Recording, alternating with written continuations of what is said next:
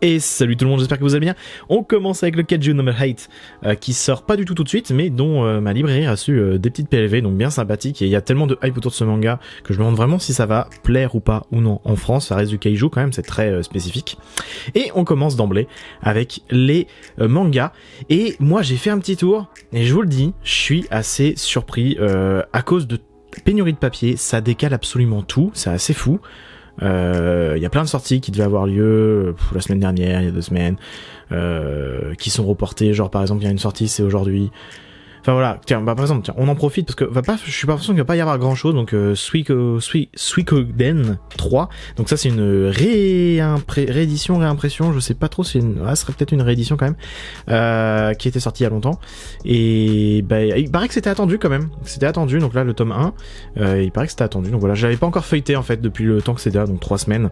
Donc on en profite en même temps. Et sinon après, va y avoir d'autres choses. Vous inquiétez pas, dont une pépite que j'adore, le manga que j'adore.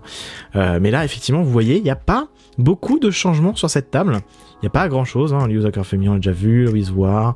Ici, on a quelque chose qu'on a déjà vu, l'école emportée, Sensor, Noblesse, le Solo Evening, le 20s qu'on a déjà vu la semaine dernière. Une grosse sortie de la semaine dernière en plus. Et ici, on va commencer. Donc voilà. Donc quand même quelques petites choses. C'est parti. Donc là, on a le Fairy Tail et tout. On va commencer avec quoi ? On va commencer avec. Je me tâte. Allez, avec lui. Avec Gamaran, qui continue, enfin en tout cas pour moi la semaine dernière il était pas là, je m'en souviens pas si c'est le cas, et je sais que c'est un manga qui plaît à pas mal de monde et moi je ne sais même pas de quoi ça parle. Ici on a Tales of the Ring, un truc dans le genre, qui continue, Tales of Wedding Rings, j'étais pas loin, le tome 10, Eden Zero, le tome 16 lui aussi qui continue, et il paraît que ça marche vraiment bien. Voilà, tiens, encore de l'ecchi, c'est un peu ça qui me saoule un peu dans ce que fait voilà l'auteur.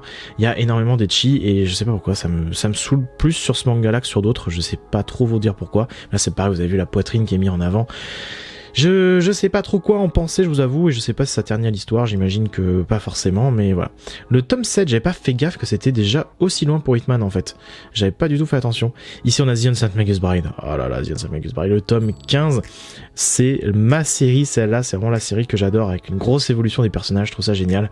Je vous encourage très vivement à lire The Unsent Magus Bride. C'est vraiment la série la meilleure, enfin voilà, je suis pas objectif quoi. Radiant, le tome 15, et j'ai l'impression que ça s'est calmé un petit peu en termes de vitesse, alors qu'avant j'ai l'impression que ça allait vraiment très vite, et là j'ai l'impression que c'est beaucoup plus calme. Manga français qui fait la fierté un petit peu de la France sur le fait que ça fonctionne et tout au Japon. Moi j'aime pas Radiant, voilà, c'est dommage, mais j'aime pas Radiant, donc voilà. Fire Force, le tome 20. Tome 20 pour Fire Force, waouh. Ça pareil, j'avais pas capté que c'était allé aussi loin quand même. Et ça se tourne vachement vite sur la fin. Mais pourquoi pas. J'ai toujours pas compris. Moi, c'est aussi ce que j'avais eu. J'ai pas compris le délire. J'ai un pompier qui lui-même est en feu. J'ai pas capté. Pas capté le délire. Arte, tome 14, mais je me trompe peut-être, n'hésitez pas. Arte, le tome 14, qui est toujours aussi beau. Faut vraiment que je me lance cette série. Je sais que toutes les personnes qui sont dans cette série la surkiffent. Et je crois pas que je connais une seule personne qui a commencé Arte qui n'a pas continué en fait. Donc c'est vraiment que ça doit être vraiment bon. Ici, on a une nouveauté de chez Panini, 5,98€, Doka... Qu'est-ce que c'est ? C'est bien comme police d'écriture, mais bon. Dokamirise, voilà, Dokamirise, ok. Qui est, du coup, dans un futur proche, l'État du Japon a disparu. Son territoire est désormais administré. Ok. Cette jaquette me fait penser à Colorless chez Shiba Edition, qui est excellent, Colorless d'ailleurs. Enfin, en tout cas, le tome 1, j'ai vraiment beaucoup aimé ce que ça mettait en relief. Je vous parle d'un autre manga pendant que j'en feuillette un, mais c'est pas grave. Et Colorless d'ailleurs, c'est dans 1 ou 2 semaines que sort le tome 2, enfin, parce qu'il y a eu beaucoup trop de retard sur ce tome 2. Enfin, je relis le tome 1 d'ailleurs. Arsène Lupin, donc ça c'est visiblement, je pense que ouais, c'est un one-shot, chez Nobi, d'après l'œuvre de Maurice Leblanc. Et le cambrioleur Arsène Lupin. Du coup Lupin, Lupin 3 aussi en ce moment. Du coup, est-ce qu'ils n'ont pas sorti exprès sur cette vague du film Lupin, le manga Lupin par Kana ? C'est possible, hein ? C'est possible que ce soit totalement géré et assumé. Lupin qui est encore là. Teenage Renaissance on a déjà vu. Elle et son chat. Oh, j'adore. Déjà, juste, c'est très beau comme ça. Et le dessin est, ma foi, très épuré aussi. J'aime bien ce que je vois. Ça doit être un petit slice of life. Donc voilà, donc petit truc de vie. Elle et son chat, c'est le tome combien ça? C'est le tome 1? C'est une nouveauté? C'est quoi? Non. Ok, d'accord, il n'y a pas de numéro. Bon, j'ai l'impression qu'il y a un 3 qui se dessine dans le L en fait. Mais ça se trouve non. Pourtant ça me dit quelque chose ce titre. Alors c'est moi? Non. Elle et son chat. Je vous jure, j'ai l'impression que c'est un 3. Donc ça se trouve c'est un tome 3, n'hésitez pas à me dire parce que là ça me perturbe, ou alors c'est un one shot. J'irai m'enseigner chez moi après, ça me perturbe beaucoup ce L qui fait un 3. Je sais pas si c'est fait exprès ou pas mais bon. Bah tiens, voilà, manga voilà, que je vous rappelle tout à l'heure vite fait, Sailor Moon, enfin je vous ai pas dit Sailor Moon directement, je vous ai dit manga qui est très en retard, qui est en retard en termes de parution.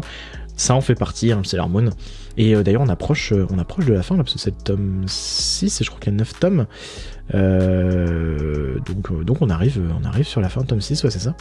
Donc on arrive bientôt sur la fin. Et moi j'ai lu que le tome 1 pour l'instant. Mais je continue de les acheter parce que c'est du Magical Girl, mais c'est juste que j'ai envie de tout me lire d'un coup, donc c'est mis de côté pour l'instant. Entre les lignes qu'on a déjà vu, Sex Education qu'on a déjà vu, House of Brute qu'on a déjà vu aussi, Blue on l'a vu, et en plus par contre je l'avais pas feuilleté parce que voilà. Et en plus lui par contre maintenant ils sont blisterisés parce que eux justement...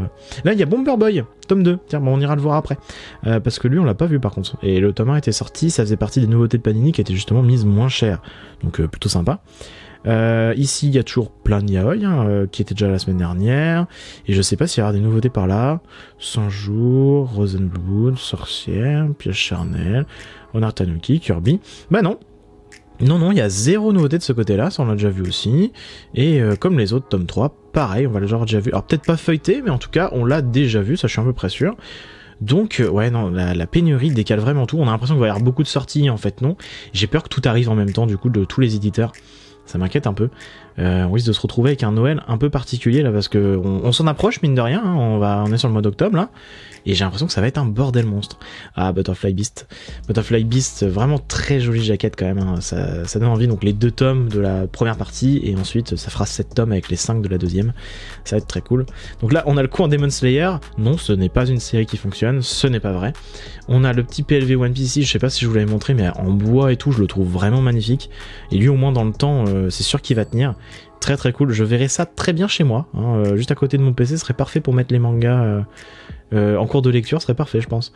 Ici on va avoir déjà vu, donc et oui, donc le Bomber Boy j'avais dit, le Bomber Boy, le tome 2, tac, on va regarder ça vite fait, il est un peu loin, je galère, donc c'est parti. Ok, tiens c'est marrant, ça me faisait penser au personnage juste avant, ça me fait penser à Léolio dans Hunter x Hunter. Je saurais pas vous dire pourquoi, mais... Marrant. Ok, bah écoutez, on va se faire le petit tour final, mais vous avez vu, hein, il y a des choses, hein, mais c'est pas excessif, alors que justement, le début du mois d'octobre, ça devait quand même déjà bien bourriner en termes de sortie, et il y a tout qui est décalé d'1 ou 2 semaines, voire plus, donc on va voir ce que ça donne après. Ça m'inquiète un peu, cette histoire, je sais pas ce que vous en pensez un petit peu de cette pénurie, mais c'est vrai que, voilà, toutes les sorties décalées, moi ça m'inquiète un peu sur ce que ça va nous donner après en fait, même sur les sorties, voilà. Enfin bref, voilà, il y a une Hang là, elle est magnifique, enfin un Q-Fig, et une Kaguya juste en haut. Enfin bref, j'espère que la vidéo vous aura plu, n'hésitez pas à partager, liker, vous abonner, et je vous dis à très bientôt. Salut.